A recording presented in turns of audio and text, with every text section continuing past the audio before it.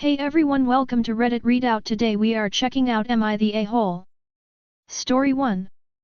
AITA for not buying my family Christmas presents but shopping for Angel Tree Kids. I, F22, got a $500 Amazon gift card for Christmas from a foster care program that I am in through my school. Instead of spending it all on myself, I decided to adopt a sibling pair from the Angel Tree, something that you can do to buy presents for kids who wouldn't get Christmas without it. I really only needed about $100 worth of stuff from Amazon, so I ordered my stuff and set a $200 budget for each kid. I asked to talk to my aunt's 14-year-old son because I have no clue what 14-year-old boys like, and both of my kids are teenagers. When she asked why, I told her my plan and she freaked out, saying I could spend that money getting gifts for family and friends. My boyfriend basically said the same thing to me. He said he's not even spending money on his parents and it would be better to buy them gifts than these kids. My aunt said I'm using my childhood trauma to justify this decision. I think that these kids have nothing and literally everyone in my family/friend circle is well off, so the kids deserve this. Especially because they're teenagers and no one likes to adopt teenagers off of the tree. Maybe I am using my trauma to justify it though. Someone please give me insight. EDA, I'm a college student and a broke one at that, so I won't be buying anyone a gift besides the kids. LOL. EDA again, my family not only let me go into foster care, but age out of it, so we don't have the strongest or healthiest relationship. That may be another reason I'm not too keen on buying them gifts, yet so willing to do so for these kids. Story 2. AITA for snapping at my stepsister. TW, mention of miscarriages, eating disorders and depression. Some backstory: I, 21F, have known my stepsister, 22F, since I was 11. My stepsister, who I'll call Madeline, has always been an extremely picky eater, which led my family to judge me based on my meals, which were normal servings, and compared them to Maddie's portions. She'd often eat snacks before meals, and this forced me to develop anorexia and depression at the age of 11. Madeline has always been impatient. She's one of those people who won't stop bothering you until you do what she wants. She'd often make. Story 3. AITA for telling my girlfriend she can't live with me and my parents for free while she saves money. So me 30M and my girlfriend 29F have been together for a little over a year. She owns a 2-bedroom condo and has a job that earns a good $80,000 each year. She's constantly stressed over money, which I understand since we live in a place where the cost of living is very high. She claims that she can barely save any money, especially with her mortgage payments, and can't rely on her family to help support her in any way since she supports them by sending money monthly to help with certain expenses. Because of this, she has a side job, she collects bottles and cans, and she is always trying to save. My girlfriend's parents moved away to another state years ago because they couldn't afford to stay in our city, but my parents were able to afford to stay in our city and support me on top of that, helping me pay for college and put a down payment on an affordable housing complex that is still being built. I also have a job where I make $50,000 a year. Last week, my girlfriend asked me if she could move in with me and my parents so that she could rent out her condo and gain more income. I told her I would ask my parents since it is their home, but my parents gave a polite no. I totally understood this answer because even though my parents do well enough to help support me, they aren't rich by any means and work hard for what they have. Not to mention that they are both getting older and enjoy their privacy. I told my girlfriend their answer thinking she would understand, but instead, she got frustrated saying things like, "Did you explain to them how much I need this? And I thought your parents were kind people who help others." I was shocked, and though I tried to explain, their reasoning was nothing personal.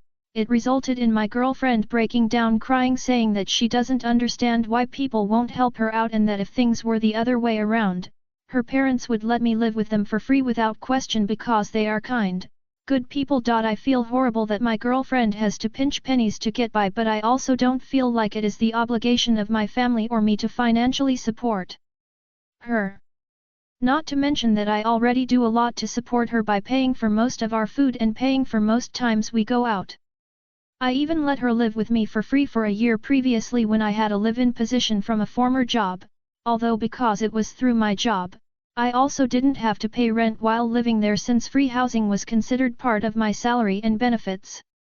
I feel conflicted even being the one to do most of the spending in our relationship because, at the end of the day, she does make a lot more money than me, she just doesn't have a family to help financially support her like I do. Am I in the wrong here?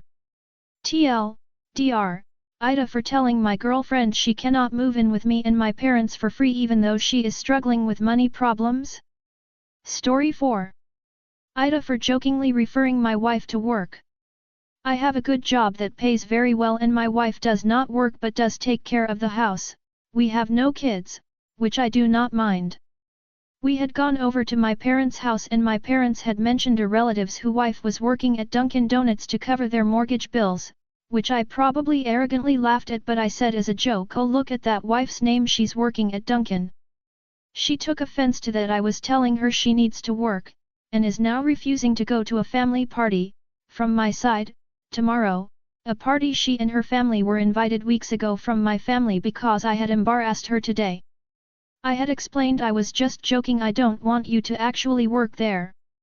She tells me that even if I was joking, she thinks my family will think she does nothing at home and goes on about how it's embarrassing for a woman to be working, and in her household only the men work. Story 5. AITA for not giving my mom allowance. I just graduated and found a job recently.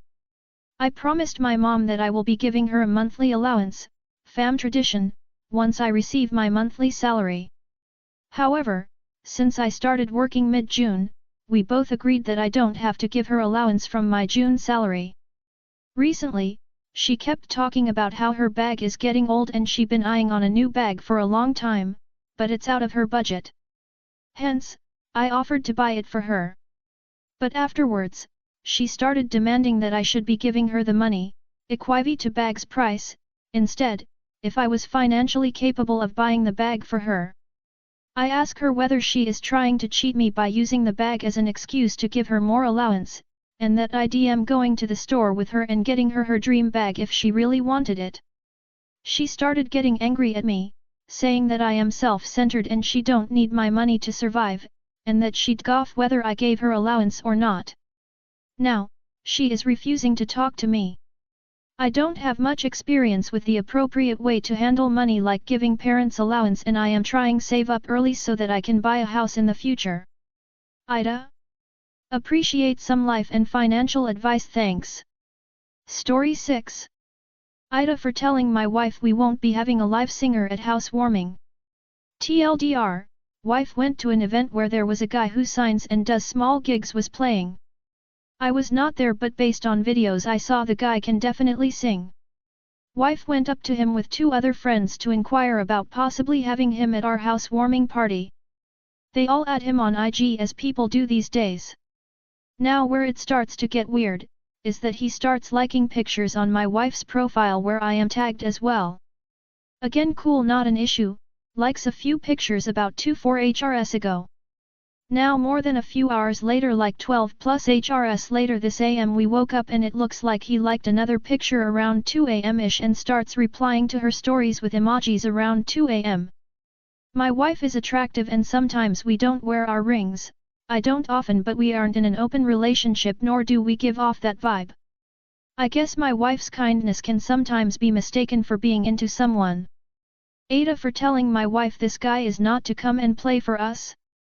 Just weird vibes and texting/replying at 2 AM on a Tuesday/Wednesday morning. Story 7.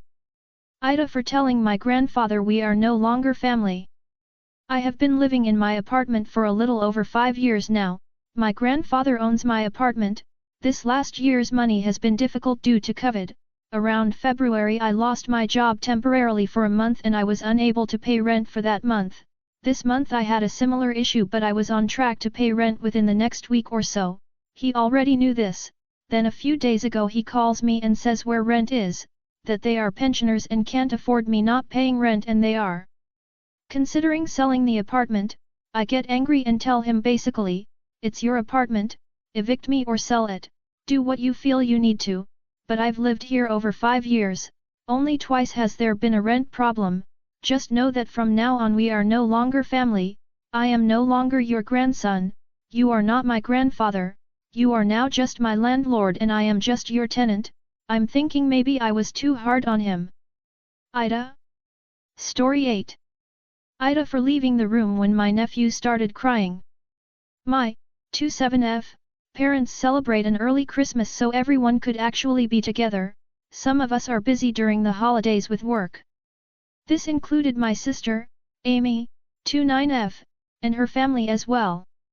She has a 6-month-old son, Andy. Apparently he had come down with something because he was a bit restless the whole time. However, at a point he started crying like crazy. Amy said this is something called colic. He was screaming so much I felt like my head would explode. I excused myself and said I really couldn't stand the sound. Amy told me I couldn't be serious. I asked her what she meant. She said I was a horrible aunt because I barely spent any time with Andy since he was born, and I only cared about my job and changing my girlfriends every week. I told her I didn't like kids crying and her child was now screaming at the top of his lungs. I asked her not to bring any personal weight into this situation. She called me an uptight ah. My parents agree with her. Was I an ah? Story 9. AITA for holding a 10-year grudge after I, F44, was insulted at a job interview. 10 years ago I, F44, was approached by a company to interview with their CEO for a position I did not apply for. I agreed to take the interview, which was all set up through the CEO's assistant. It was a Monday morning breakfast meeting at a hotel restaurant. When the day of the interview arrived, I showed up prepared, copy of CV in hand. I did arrive 30 minutes earlier than the meeting time because I didn't want to take the chance I might be late. So our meeting was at 8 a.m. When 8 a.m. arrived, he wasn't around so I thought maybe he's stuck in traffic.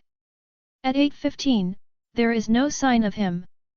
At 8:30, there is still no sign of him so I email their assistant who answers immediately with let me make sure they have the right restaurant and then a few moments later they come back with please stay, he is en route now.